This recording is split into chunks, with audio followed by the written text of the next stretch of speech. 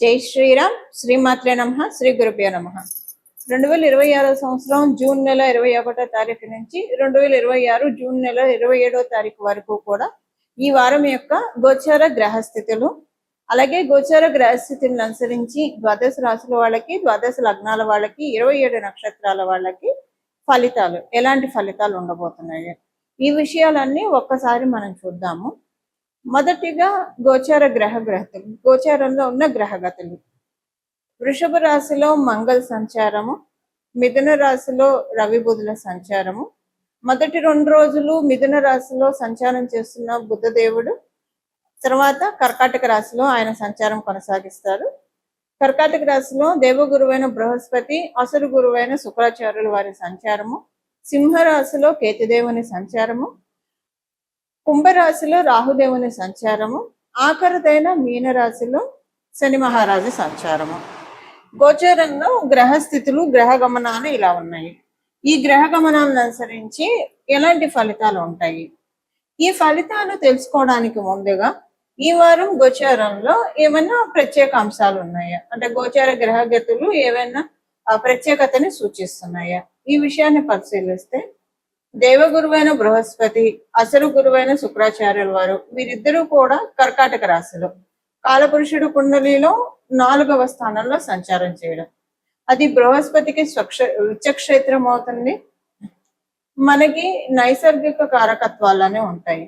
వాటిల్లో 4వ హౌస్, 4వ భావము శుక్రుడిని సూచిస్తుంది. ఎవరికైనా చతుర్థంలో శుక్రుడు ఉంటే గృహ సౌఖ్యం, మాతృ సౌఖ్యం ఇవన్నీ చాలా చక్కగా ఉంటాయి. మంచి గృహం దొరుకుతాయి వాళ్ళకి, ఎక్కడికి వెళ్ళినా అలా గృహ సౌఖ్యం చాలా బాగా ఉంటుంది.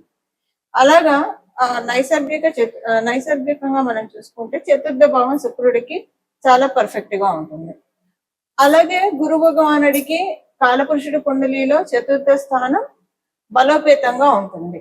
ఆయనకి దిగ్బలం చాలా ఎక్కువగా ఉంటుంది. దానికి కారణం అది ఉచ్చ రాశి అవ్వడము. ఇవి అన్నిటికంటే ఎక్కువగా స్పెషల్ సిగ్నిఫికెన్స్ ని గోచారంలో మనకి సూచిస్తుంది. ఆ తర్వాత బుధ భగవానుడు కూడా మొదటి 2 రోజుల తర్వాత నుంచి ఆయన కర్కాటక రాశిలోకి రావడము.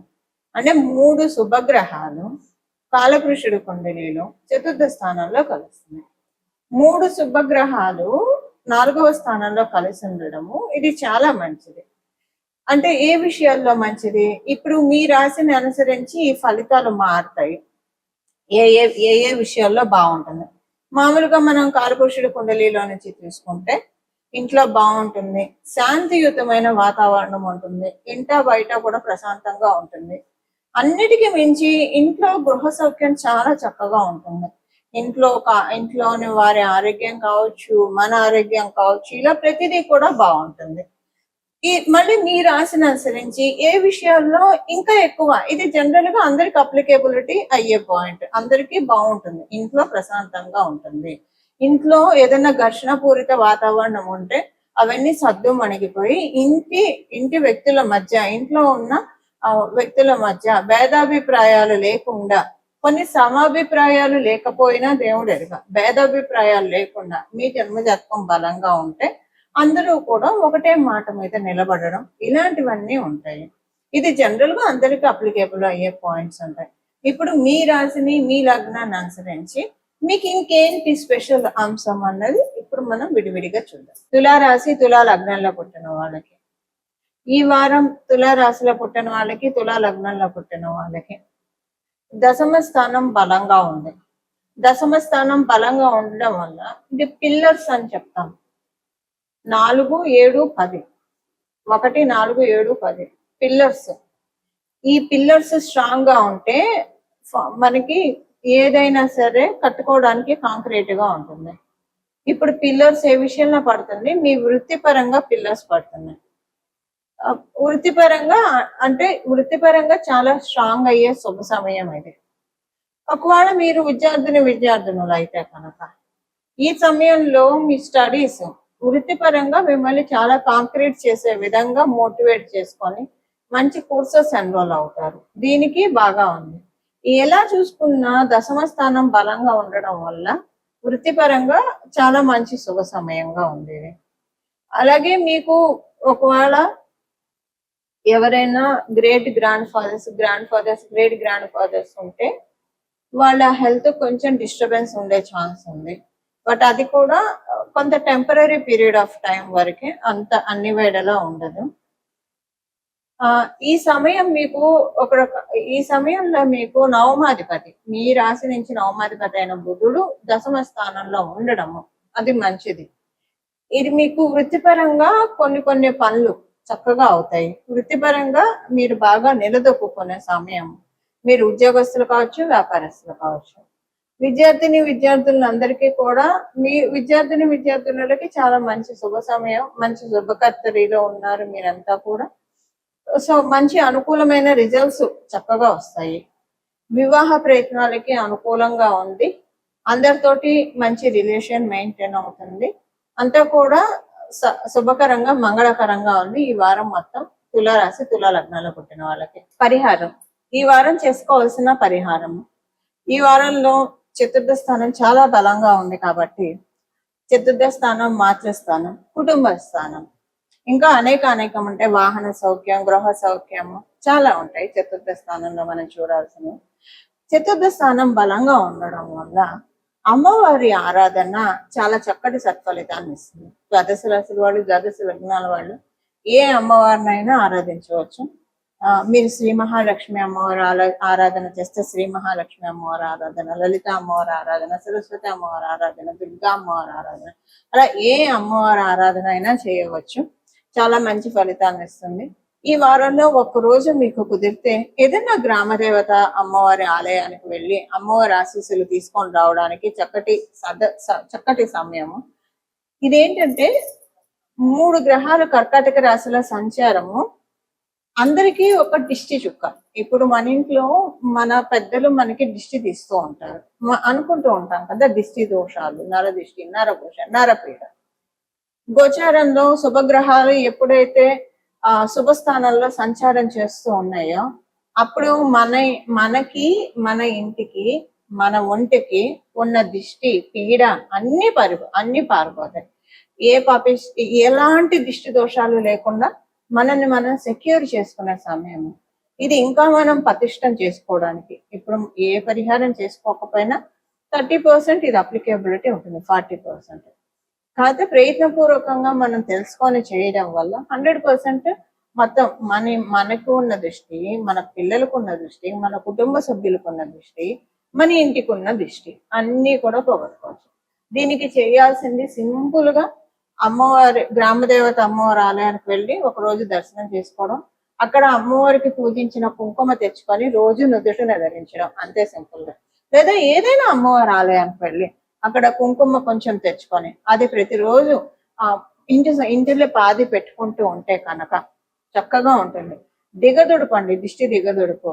ఇది చాలా అరుదుగా వచ్చే అవకాశం. ఎందుకంటే కర్కాటక రాశిలో గురు భగవానుడు ఇప్పుడు మళ్ళీ వచ్చే సంవత్సరం ఇదే నెలకి కొంచెం అటు ఇటుగా శుక్రాచార్యులు వారు సంచారం చేస్తారు, బుధ భగవానుడు సంచారం చేస్తారు. సంవత్సరానికి ఒకసారి వాళ్ళు ఖచ్చితంగా కర్కాటక రాశిలో సంచారం చేస్తారు.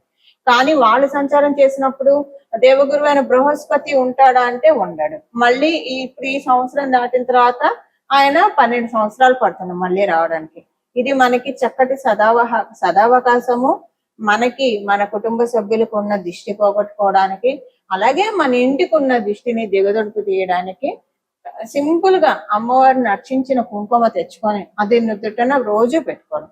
మీరు ఇంట్లో రోజు కుంకుమ అర్చన చేస్తూ ఉంటే, అది మీరు పెట్టుకుంటూ ఉంటే అది కూడా మంచిది. కాకపోతే దేవాలయంలో శ్రీచక్ర అర్చన ఇవి చేస్తారు కాబట్టి పవర్ ఎక్కువ ఉంటుంది. సో అలా దేవాలయాల నుంచి తెచ్చుకున్న కుంకుమ ప్రతిరోజు పెట్టుకుంటే కనుక, ఇంటిల్లి పాది కూడా పెట్టుకుంటే మొత్తం ఇంత సింపుల్. ఇప్పుడు ఈ టైము మొత్తము నెగిటివ్ ఎనర్జీస్ అన్ని కూడా బయటికి వెళ్ళిపోయే సమయము. అంటే వాటికి మంగళం పాడే సమయం వచ్చేసేస్తుంది. వాటిని బయటికి సాగనంపే సమయము. వీటిని ఎలా సాగనంపుతాము? ఇలానే సాగనంపాలి.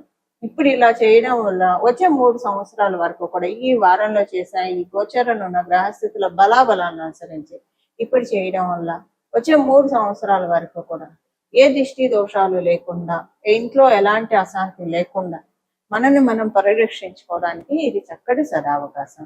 ఈ విధంగా మనం అందరం కూడా జగదంబ ఆశీస్సుల్ని పొందాలని చెప్పి అలాగే మనసులో మీరు ఏ పని చేస్తూ ఉన్నా సరే జగదాంబ నామస్మరణ చేస్తూ ఉంటే కనుక చాలా మంచిది. మీరు ఏ నామాన్నైనా అమ్మవారిని పట్టుకోండి, లేదా అమ్మవారిని శరణు వేడండి, పాహి పాహి అని. అంబా పాహి జగదంబా పాహి, మాతా పాహి జగన్మాతా పాహి, మేసి పాహి పరమేసి పాహి, జయ జయ హే జగదంబే. ఇలా అమ్మవారిని చక్కగా ఎలుగెత్తి కీర్తించండి. అంబా పాహి పాహి, అంబా పాహి పాహి, జగదంబా పాహి పాహి, శరణు శరణు, రక్ష రక్ష అని మనసులో అనుకుంటూ ఉండండి. ఈ సమయంలో అమ్మవారు మనందరినీ పరికించి చూసే చాలా ప్రత్యేకమైన శుభ సమయము. ఇలాంటి శుభ సమయాలు మనం మిస్ అవ్వకూడదు. మిస్ అవ్వకుండా అంటే ఇప్పుడు సీజన్ లో పంటలు వేస్తే కనుక విత్తనాలు చల్లితే చక్కగా పంట వస్తుంది.